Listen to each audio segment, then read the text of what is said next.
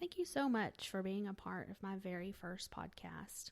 I've been thinking for a while now about having a place where I can talk to women and share my ideas and my thoughts with other women and mothers and wives, the things that I've gone through and the things that I've experienced, things that I've learned about my walk in life in general, whether it be my walk with the Lord or just my walk with my children and learning how to be a mother, my walk with my husband and learning how to be a wife.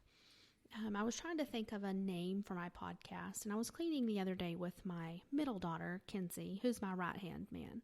She cleans with me and helps me all over the house, and I said, I need something to call it, something that's catchy, because there's so many podcasts out there that are, everyday living or a walk with God or a woman's purpose or, something that's out there already. And I want something that's catchy and something that's not out there yet that will really spark interest. And the title that she came up with was actually the one that I went ahead and chose, and it's called Behind the Mask. And I thought it was very fitting because I, like many other women, I'm sure, have many masks. And I used to call it my many hats. I have my mom hat and my wife hat and then my teacher hat because I'm a teacher. And then, I've coached Little League and coached basketball and been the cheerleading sponsor and was a Girl Scout troop leader and worn all my little hats, but also have many masks that I put on and a different face for different people that I meet.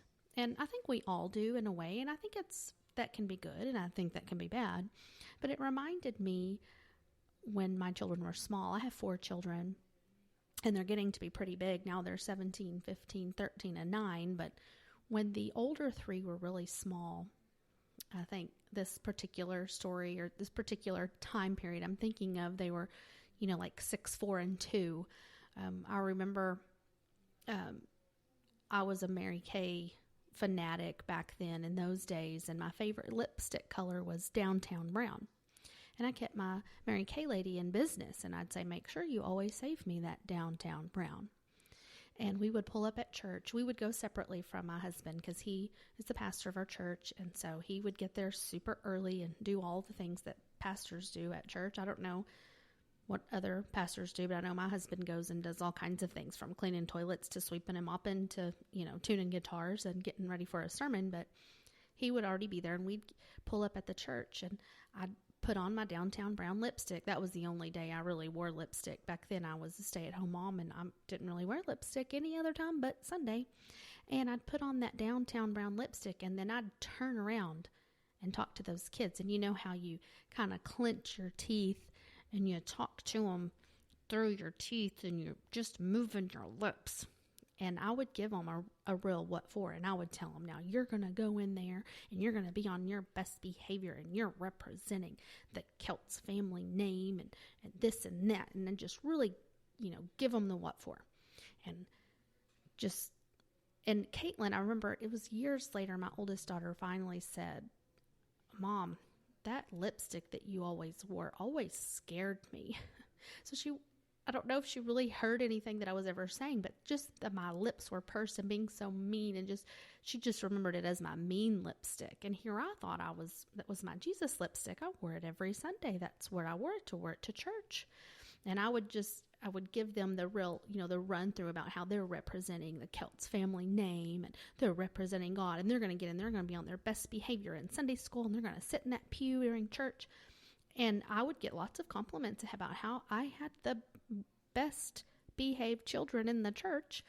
And, they didn't know that I just really gave them the what for out in the parking lot before we came in. And so I'd, walk in just out in the parking lot, talking to them with my mean lipstick. But now it's my Jesus lipstick. And walk in the door. Good morning. How are you? Great. Just divine. Wonderful. Yes, aren't the children just adorable? And they're sitting there scared straight because they don't know whether to say hi or shake hands or what to do. They're afraid to move an ounce because I've just threatened them within an inch of their lives out there in the parking lot.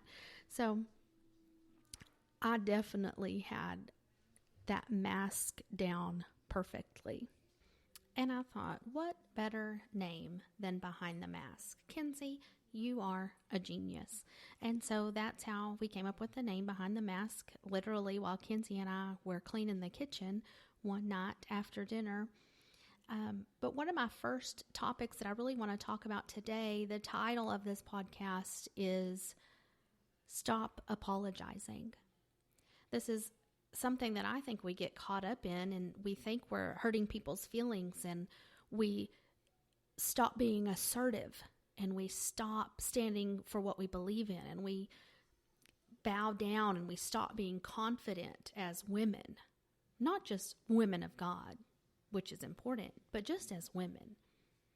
And we think that because we're claiming to be women of God, we can't stand up and be bold because it's offensive and because we'll hurt people's feelings. And today I want to talk about that. Stop apologizing. You don't have to apologize all the time. Now, apologizing is good. I'm a proponent of apologizing for sure. I don't know how many times over my experience as being a mother have I said, tell your sister you're sorry. Tell your brother you're sorry. You know, at school, I'm constantly telling kids, can you please just apologize and let's move on? Can you tell her you're sorry? So I'm a very big proponent of when you hurt somebody's feelings, yes, we need to say we're sorry. But I'm going to tell you a story about something that happened in my life when I did not apologize, and something that I said to my husband when I did not apologize to him. In 2010, it was after the birth of my fourth child. I went through some pretty heavy-duty things. After my third child was born, I had 2 miscarriages. And so I have 2 daughters, and then my son, and then we had 2 miscarriages, and then my fourth child, my third daughter, was born. And so the first 3 were real close together. They're just boom, boom, boom, 2 years apart, just real quick. And we were planning on having the fourth one real quick right after that as well, but then we lost 2.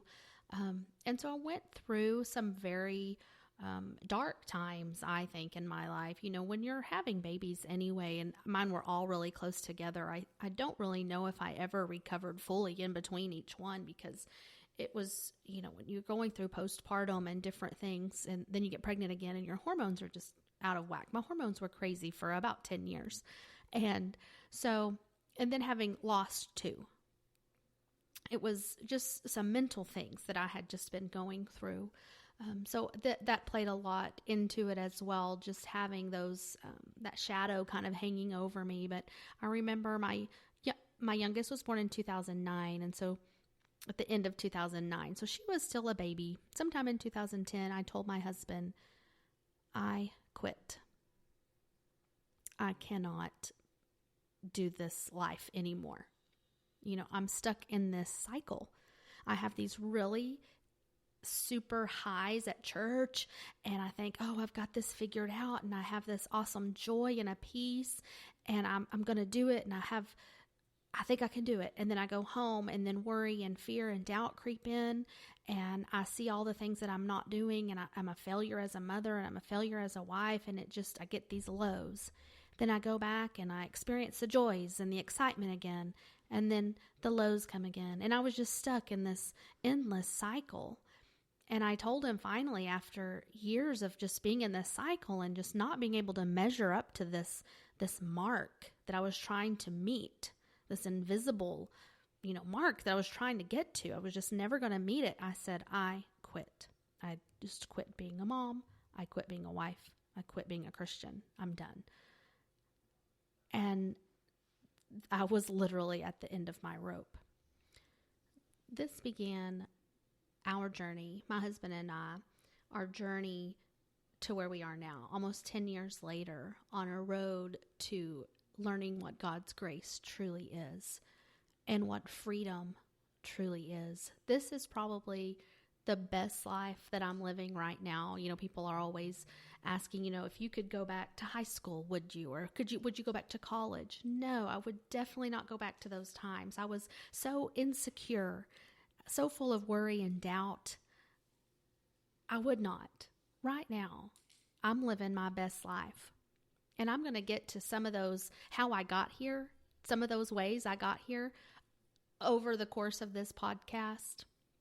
But if it had not have been for this moment where I went to my husband and I said, I quit, we would not be where we are today.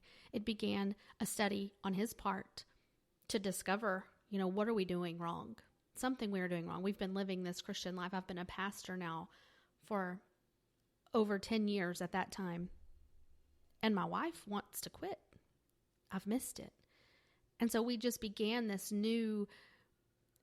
discovery on what is the grace of God. And we're going to get to that. But the thing that I want to say about stop apologizing is now looking back 10 years later, some people could have said, wow, I can't believe you really went to your husband and said, I quit, and just was ready to walk out. How do you think that made him feel? Don't you think that put a lot of pressure on him? And then people began to try to heap this guilt on me years later have said this to me. And I said, no, I will not apologize for that. I will not apologize for going in and telling my husband I quit. Now, I did apologize for the way that I said it, because I think I did say I said it in an ugly way, and I said it, probably said some other ugly words, but the fact that I went in and said I quit, I am not apologizing for. I went in and spoke my mind. I spoke what I was thinking. I spoke what I was feeling, and it sparked a change in our relationship with each other. It sparked a change in our relationship with God. It sparked a change in the relationship with our children.